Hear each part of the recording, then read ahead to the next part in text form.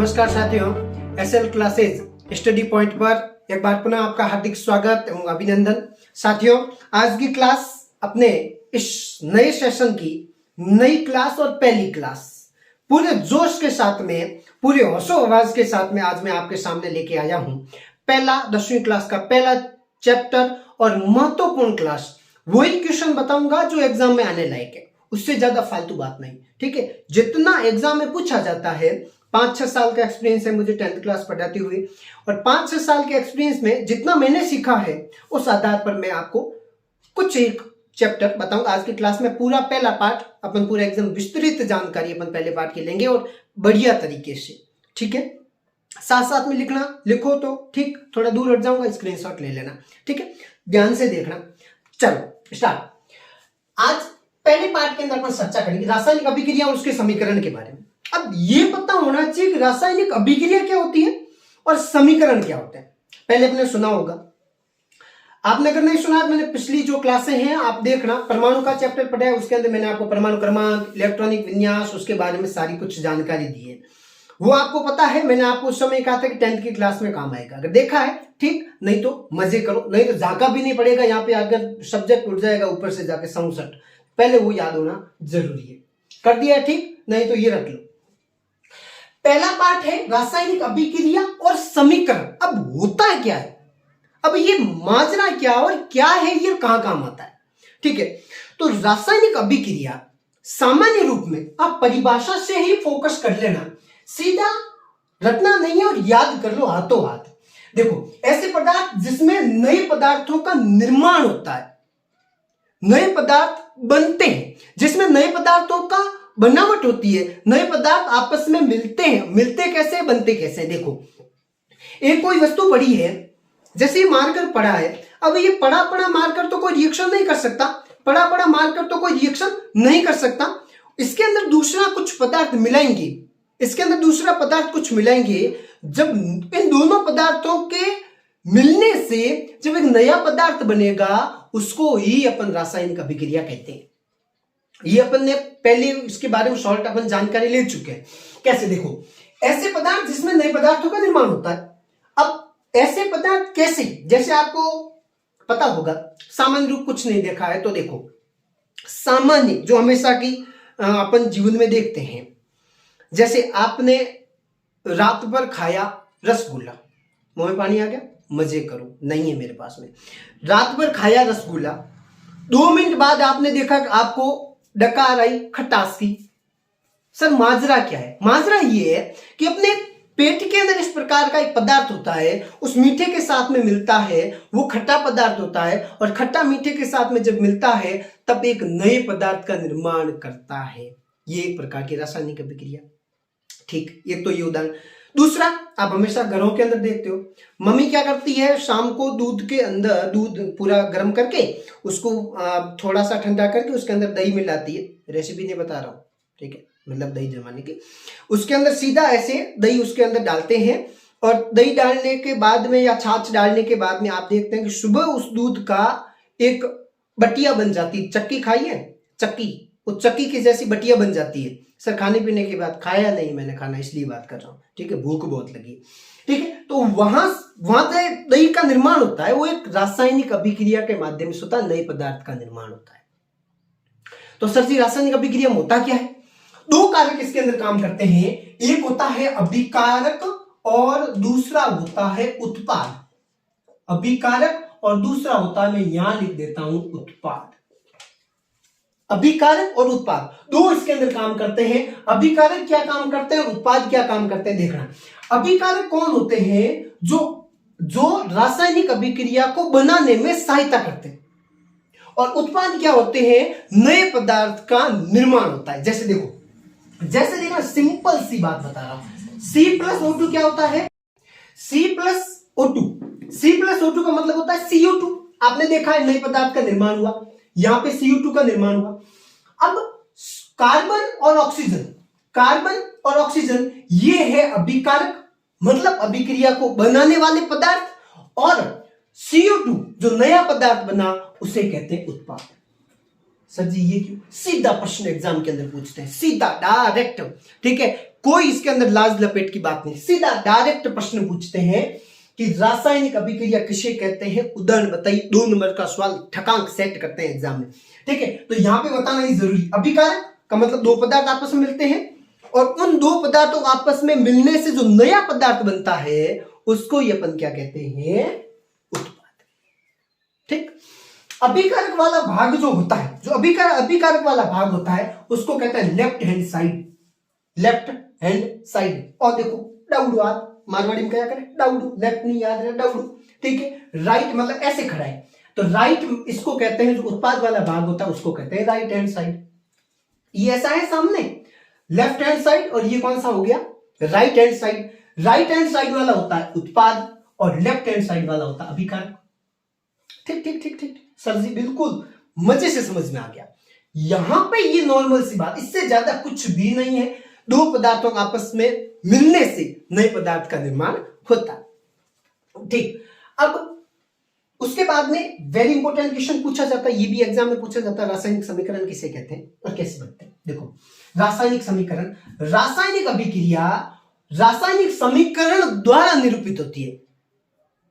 Sir जी मतलब ये नहीं, शांत रहो, समझाता हूं, यहां आया हूं तो ये समझाने के लिए आया। मतलब कहने का मतलब ये है कि जो रासायनिक अभिक्रिया है ये रासायनिक समीकरण द्वारा ही निरूपित होगी। अभिक्रिया बनेगी वो रासायनिक समीकरण के द्वारा ही बनेगी। ये क्या है, तत्व। सर क्या होते हैं तत्व?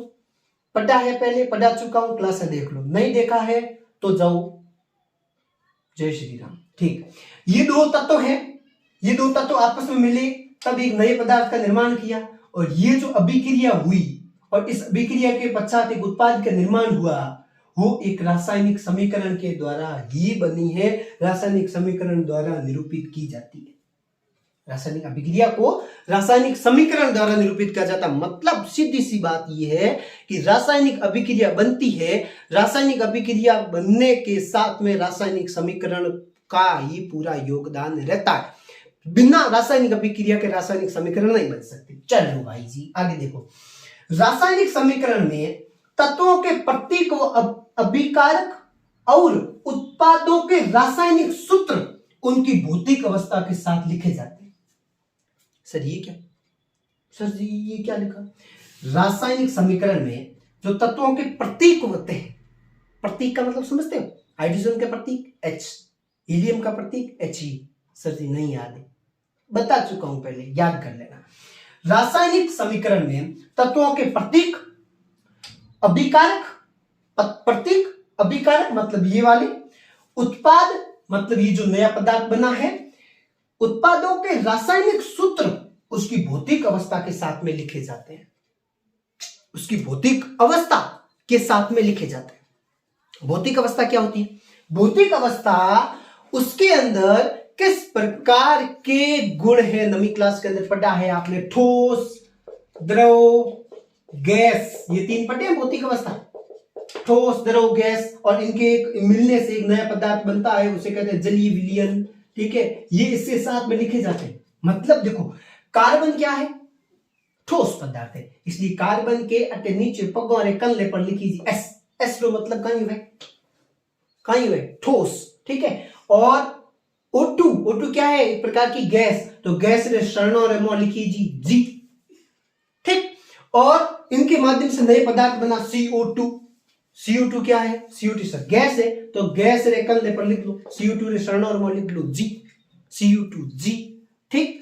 अब ये क्या है? ये एक प्रकार की भौतिक अवस्था है जो इसके पास में लिखी जाती, दर्शाया जाता है। सर जी इसकी जरूरत कहां पड़ी? इसको दर्शाया जाता है कि ये पदार्थ क्या है, कौन सी अवस्था इसके अंदर है, कौन सी अवस्था इसके अंदर उपस्थित है।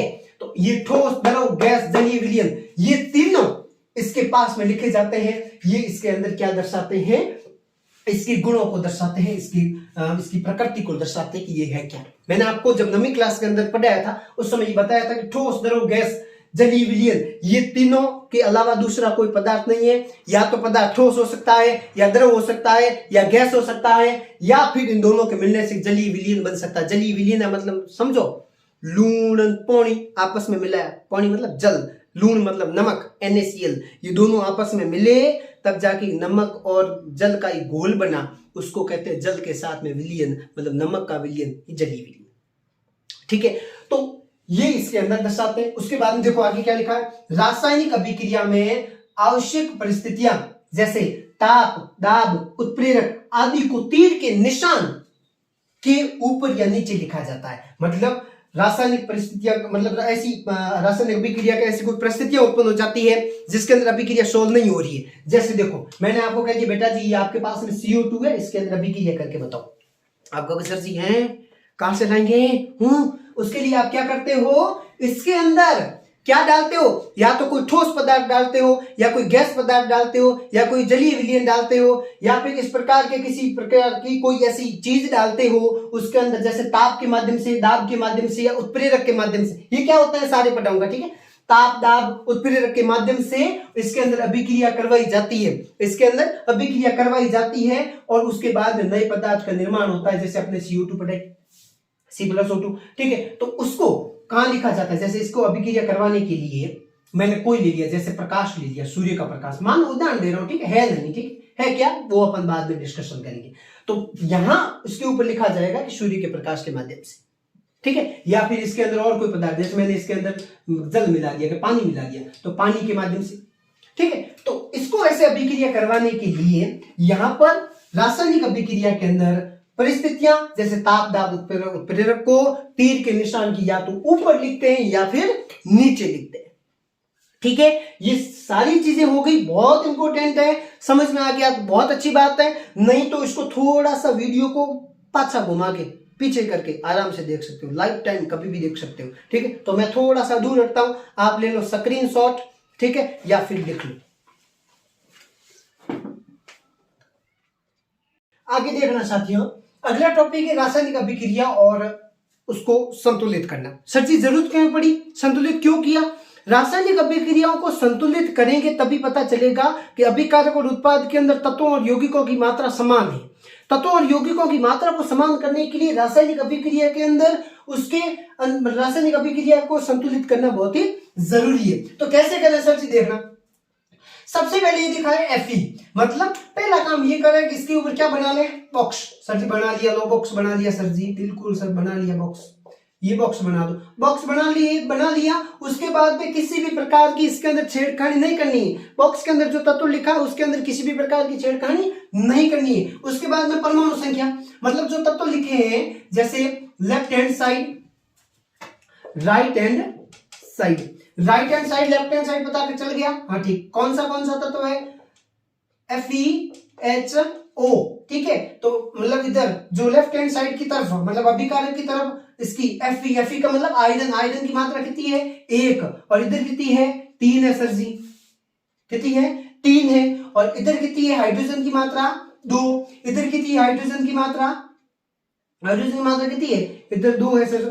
ऑक्सीजन की मात्रा इधर कितनी है 1, इधर कितनी है 4, बस बात खत्म, लिख लिया। उसके बाद में क्या करना है, सबसे अधिक परमाणु वाले तत्वों को अभिकारक व उत्पाद की साइड अनुचित गुणांक लिखिए। सबसे अधिक कौन है सर, सबसे अधिक तो इधर 1 है और इधर ये 4 है, तो सबसे अधिक किसकी जरूरत पड़ी रही है, यहाँ पे सबसे अधिक जरूरत पड़ी ऑक्सीजन। तो ऑक्सीजन के पास में वाले में तत्वों के आगे लिख लो कितने 4, लिख लो इधर 4, लिख लिया 4 सर, ठीक है मैंने लिख लिया। ये नेम याद रख लेना बहुत अच्छे से, ठीक है। एग्जाम के अंदर आपको सीधा प्रश्न इसका पूछा जाता है कि निम्नलिखित रासायनिक अभिक्रियाओं को संतुलित कीजिए, ठीक है, सीधा एग्जाम के अंदर प्रश्न पूछा जाता है, ठीक है। और उसके बाद में इसके मतलब जो इसके संबंधित जो भी है पॉइंट्स वो इसको याद रख लेना।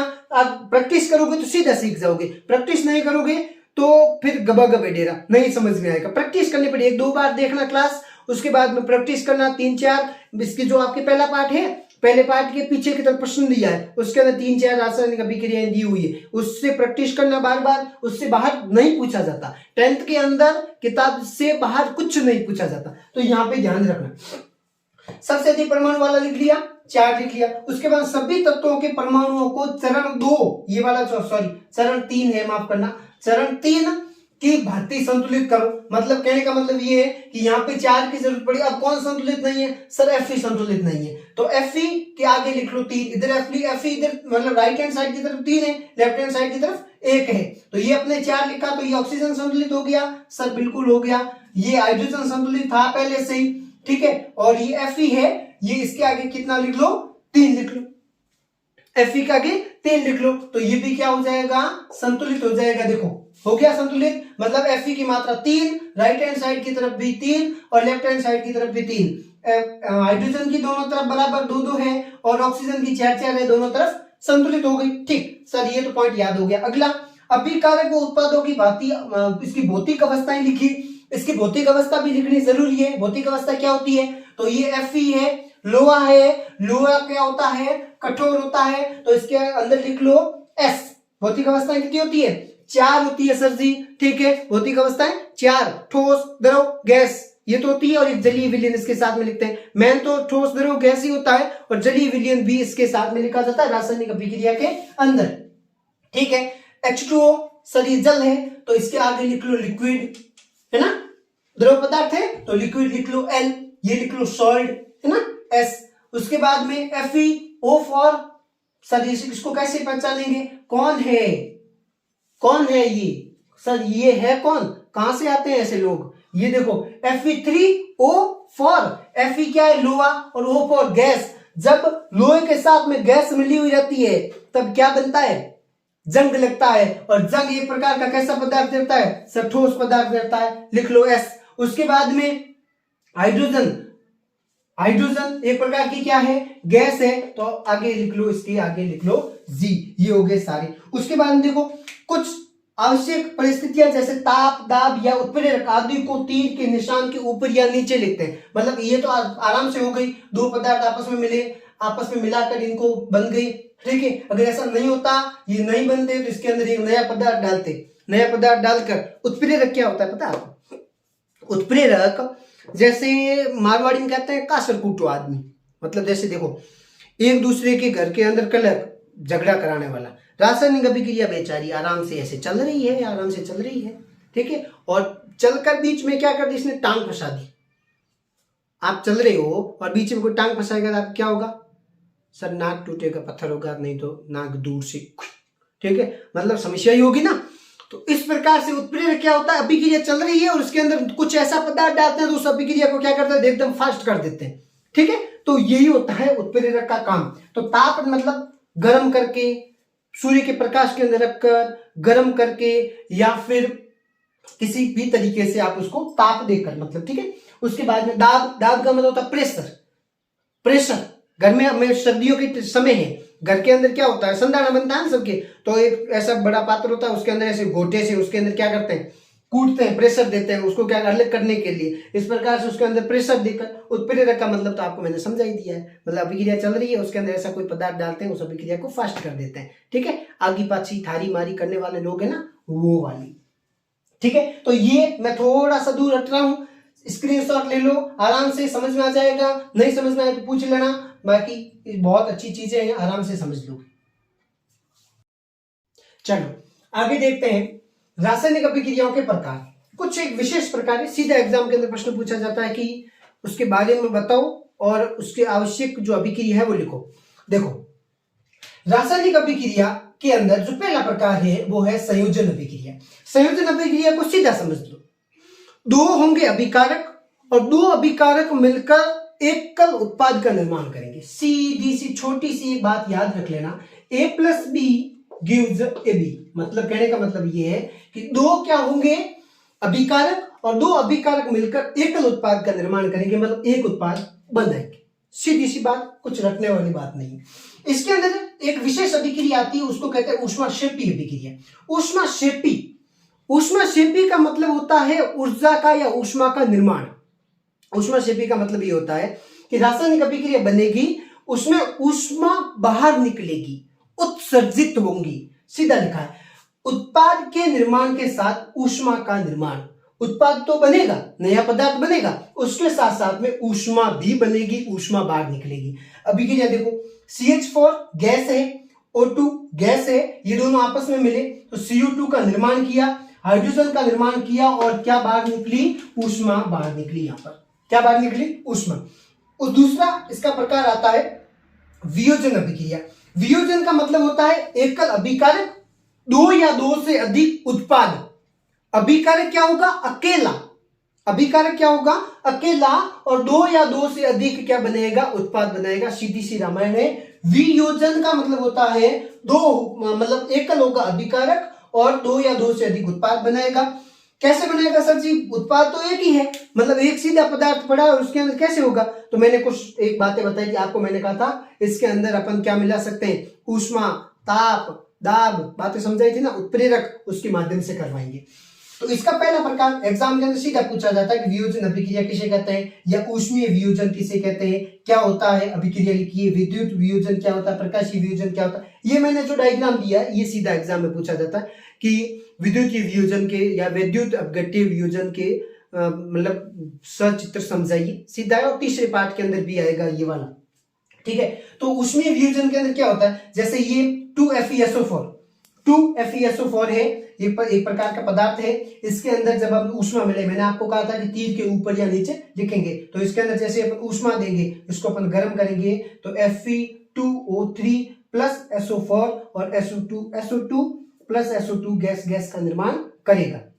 उसके बाद में वैद्युत वियोजन जैसे ये जल लिया है, 2 जल लिक्विड में लिया, इसके अंदर विद्युत को गुजारा, तो हाइड्रोजन और ऑक्सीजन। कैसे, देखो, एक मैंने प्लास्टिक का मग लिया, प्लास्टिक के मग के अंदर क्या किया, जल भर दिया।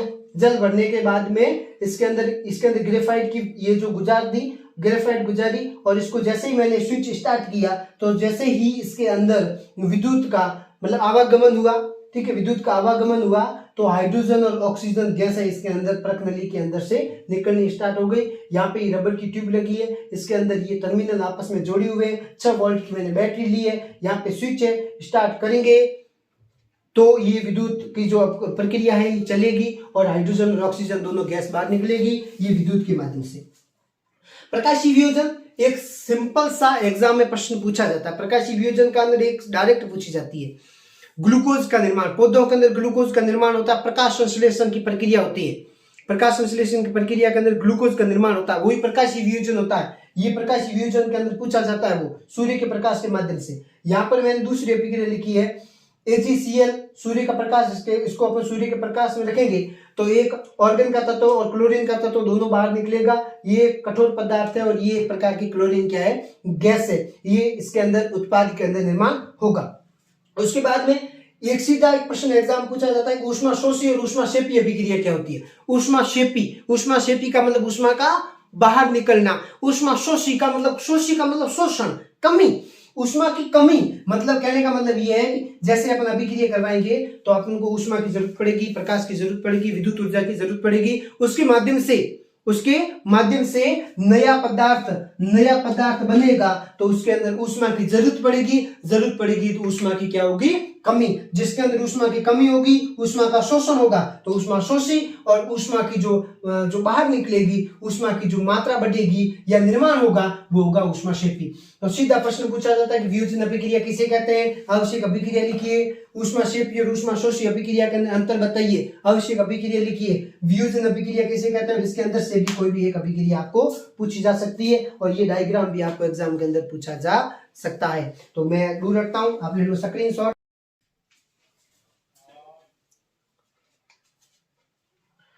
आगे देखना साथियों, तीसरा प्रकार है विस्थापन अभिक्रिया। विस्थापन अभिक्रिया के अंदर क्या होता है, अधिक क्रियाशील तत्व कम क्रियाशील तत्वों को, ये बहुत इंपॉर्टेंट है, एग्जाम के अंदर पूछा जाता है हर बार, ठीक है। विस्थापन अभिक्रिया अधिक क्रियाशील तत्व कम क्रियाशील तत्वों को अपने स्थान से क्या कर देती है, विस्थापित। सर जी इसको याद कैसे करें, आप बस में सफर कर रहे हो, बस में जा रहे हो, ठीक है, आप बैठे हो सीट पर, कोई मजबूत हट्टा कट्ठा मतलब बलवान व्यक्ति आया और आते ही बस में चढ़ा और आपकी तरफ देखा, तो आप मतलब मन में समझ गए कि अभी ये हट्टा कट्ठा व्यक्ति समस्या खड़ी करेगा, तो आप अपनी जगह पर खड़े हुए और आराम से जाके कोई सीट पकड़, मतलब पोल पकड़ लिया और खड़े हो गए। मतलब आपको कम क्रियाशील, कमजोर और वो बलवान क्या है आपसे मजबूत, मतलब अधिक क्रियाशील तत्व, अधिक मजबूत तत्व कम क्रियाशील तत्वों को, कमजोर तत्वों को अपने स्थान से क्या कर देगा, विस्थापित।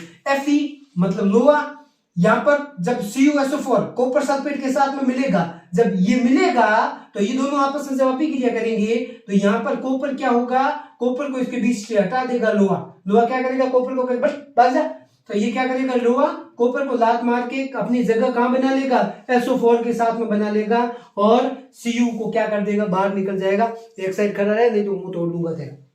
बहुत सिंपल सी। अगला द्विविस्थापन अभिक्रिया, उत्पादों का निर्माण दो यौगिकों के बीच में आयनों का आदान प्रदान से होता है। उत्पाद कैसे बनेगा, दो यौगिक होंगे, दो प्रकार के क्या होंगे, यौगिक होंगे, दो प्रकार के यौगिक होंगे। ठीक है, अब क्या हुआ, ऐसा हुआ कि दो जने कहीं सफर में जा रहे थे, ठीक है, तो दोनों के पास में क्या थे कि मतलब अलग अलग प्रकार की क्या थे, पेन थे, ठीक है, पेन मान लो या बैग मान लो। उस सामने दूसरे वाले व्यक्ति को ये बैग पसंद आ गया, दूसरे वाले व्यक्ति को बैग पसंद आ गया, कह देगा तो तेरा बैग मुझे दे दे और मैं तेरा बैग तुझे दे देता हूं।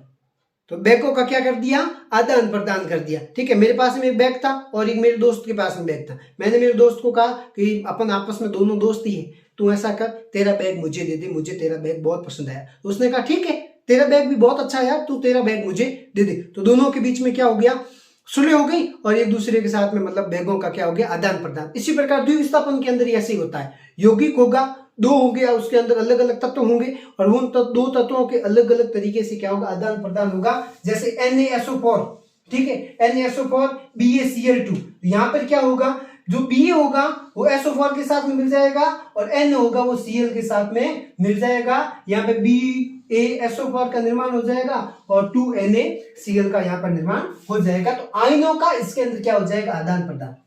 अपचयन और उपचयन अभिक्रिया। अपचयन का मतलब होता है ऑक्सीजन की वृद्धि और हाइड्रोजन का ह्रास।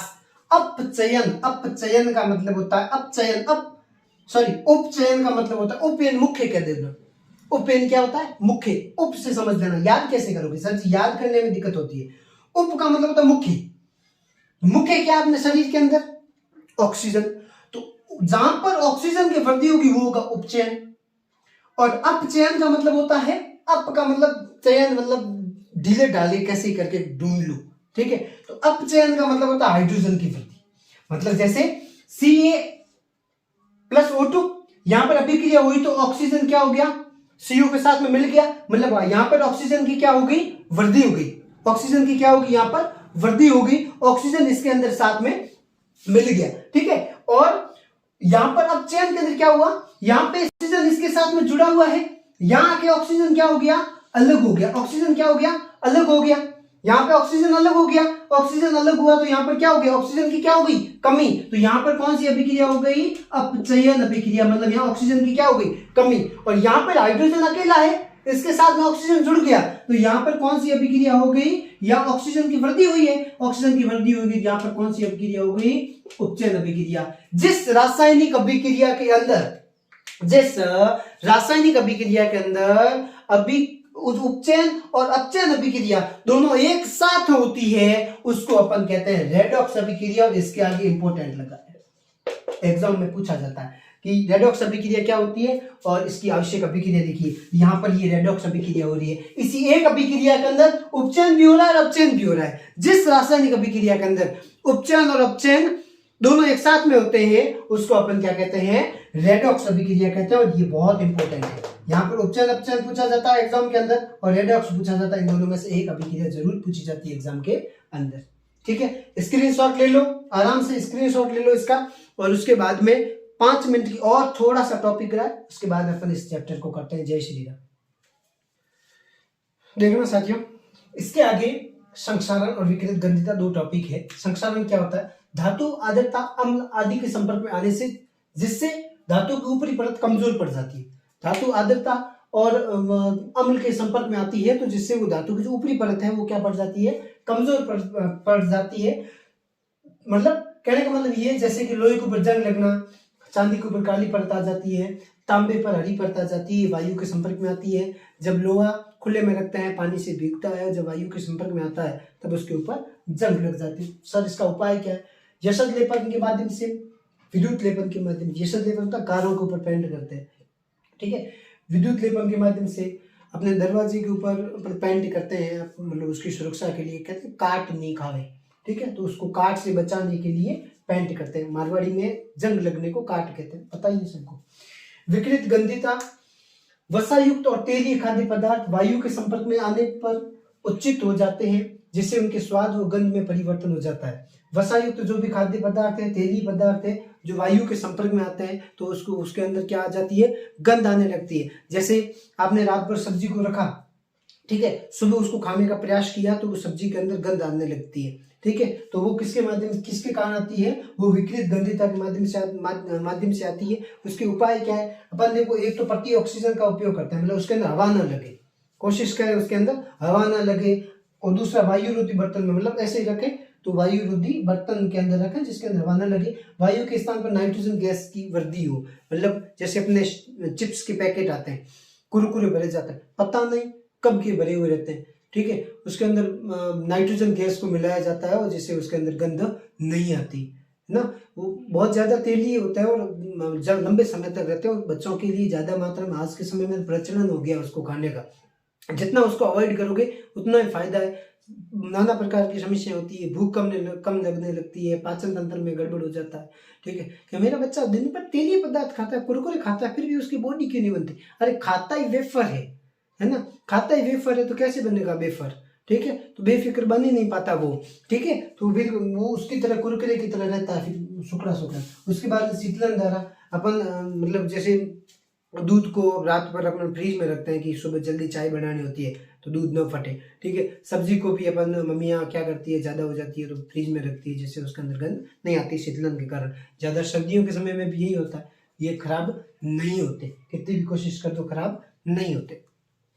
तो ये ले लो आप स्क्रीनशॉट, बहुत अच्छे टॉपिक्स हैं ये, और इम्पोर्टेंट पार्ट, जो पहला पार्ट है ये हो गया आपका समाप्त, और उसके बाद में अपन अगले क्लास के अंदर रहेंगे। ये तो पार्ट मैंने लगभग पूरा ही पढ़ा दिया ना सर। इसमें इम्पोर्टेंट क्या है, इम्पोर्टेंट इसके अंदर वैसे मुख्य, जैसे देखो समीकरण के बारे में पूछते हैं, अभिक्रिया के बारे में भी पूछते हैं, और उसके बाद में विस्थापन अभिक्रिया बहुत ज़्यादा पूछते हैं, अपचन उपचन पूछते हैं। इसके अंदर तो बिल्कुल कम आता है सवाल, वैसे मैंने बता दिया था कि मैंने कहा कोई अगर समस्या ना हो। बहुत इंपॉर्टेंट है ये चैप्टर, 4 नंबर का है समथिंग आपके, और बहुत अच्छा पार्ट है और बहुत सरल सा पार्ट है, याद करने लायक पार्ट है। मैंने पूरी कोशिश की आपको मैंने क्लास के अंदर याद करवाई, एक बार 2 बार आप क्लास देख लो, पूरा का पूरा आराम से समझ में आ जाएगा। एक बार में नहीं आ जाए थोड़ा सा पीछे लगा के देखना, क्योंकि दिमाग अपना कहीं भटकता है, ठीक है, फिर पूरा समझ में नहीं आता, ठीक है, आराम से समझ में आ जाएगा। शेयर करते रहो, ठीक है, बच्चों की अलग अलग रिक्वायरमेंट होती है, उस रिक्वायरमेंट को पूरा करेंगे। अब अपनी क्लास में आपको दूंगा सोमवार को, ठीक है, मंडे को आपको मैं क्लास दूंगा, सोमवार को आपको क्लास दूंगा, ठीक है। आज इसको पढ़ना समझना कि संजय सर कैसे पढ़ाते हैं, कमेंट के अंदर जरूर बताना कि सर जी हमारे को क्लास बहुत अच्छी लगी, आप हमारे लिए मेहनत करे हो तो आपके लिए भगवान मेहनत करेंगे, आपके लिए भगवान। बच्चों की पॉजिटिव दुआ की वजह से मुझे मतलब पॉजिटिव रिजल्ट मिल रहे हैं, मेरे बच्चों स्टूडेंटों की दुआ की वजह से मुझे पॉजिटिव रिजल्ट्स मिल रहे हैं। तो आप लोगों की मतलब पूरी की पूरी मेहनत, मेरी पूरी मेहनत आपके लिए ही है, पूरी मेहनत कर रहा हूँ। बहुत ज़्यादा संघर्ष किया है, बहुत मेहनत की है इस चैप्टर को तैयार करने, बहुत ज़्यादा मेहनत की है। पूरे के पूरे मैं आपको रियल बात बताऊँ, 2.5 घंटे लगे मुझे इस क्लास को शूट करने में। 2.5 घंटों के अंदर मैंने ये क्लास पूरी शूट की टाइम लगा है, मुझे तैयार किया है, टॉपिक्स तैयार करने पड़ते हैं, ठीक है, उसके बाद में उसको लिखना पड़ता है, क्योंकि मैं लिखवाता हूँ को सब ये लिखवाते हो क्यों साथ साथ नहीं, इसमें ज़्यादा समय लगता है, ठीक है। तो यहाँ पे पहले मैं लिख लेता हूँ, आराम से आपको समझा देता हूँ, मज़े से समझ में आ जाता है, ठीक है। बाकी कुछ भी समझ नहीं आया तो मुझे टेलीग्राम पर, इंस्टाग्राम पर और आप कमेंट के अंदर कहीं भी मुझे बताना, मैं आपको सवाल को जरूर सॉल्व करूँगा 101%, ठीक है। कहीं भी कमी लगे तो अपना सजेशन जरूर देना। कल की वीडियो के अंदर बहुत सारे बच्चों ने मुझे बहुत कुछ सीखा है ना, बच्चे थे मित्रगण थे, पता नहीं उनका पता नहीं चलता वहाँ पे, तो उन्होंने बहुत कुछ सीखा है, तो उनके आधार पर मैं चलूँगा। तो आज के लिए बस इतना ही। जय श्री राम, नमस्कार, राधे राधे।